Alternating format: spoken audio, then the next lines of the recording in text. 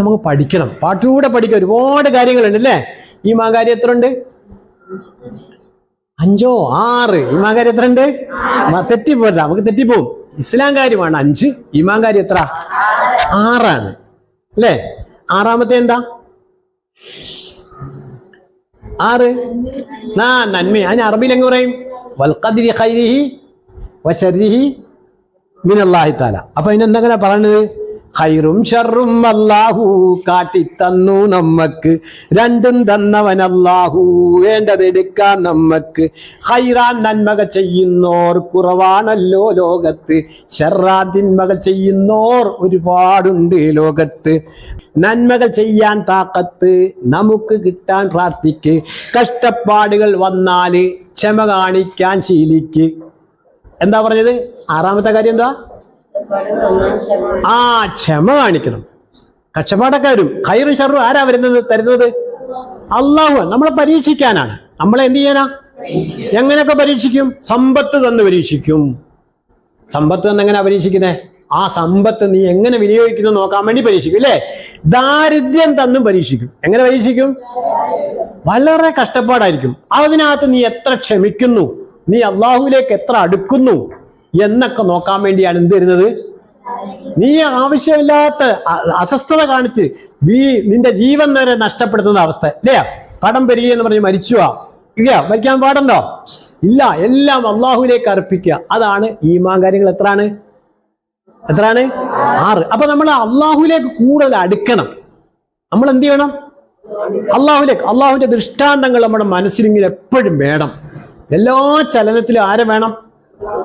അള്ളാഹുവിന്റെ ദൃഷ്ടാന്തങ്ങൾ ഓർക്കണം. ഇങ്ങനെ ആകാശം കണ്ടിട്ട് ഓർക്കണം, ഭൂമി കണ്ടാൽ ഓർക്കണം, എല്ലാത്തിലും എങ്ങനെ ആക്കണം? സൂര്യനെ കണ്ടാലും ആരെ ഓർക്കണം? നോക്കൂ നോക്കൂ ആകാശം, നമ്മുടെ മേലെ ആകാശം, ചൂടും വെയിലും നൽകും സൂര്യൻ, ചില നേരത്ത് തീഗോളം, അമ്പിളി കണ്ടോ ചിരിതൂകി, അമ്പരമാകെ നിറമേകി, ലങ്കി മിനുങ്ങും താരങ്ങൾ, പുഞ്ചിരി അഞ്ചുന്ന ആകാശം. കുട്ടികളെ നാം ചിന്തിക്കൂ, ഇവയുടെ പിന്നിൽ ആരാണ്? നമ്മുടെ നാഥൻ അല്ലാഹു.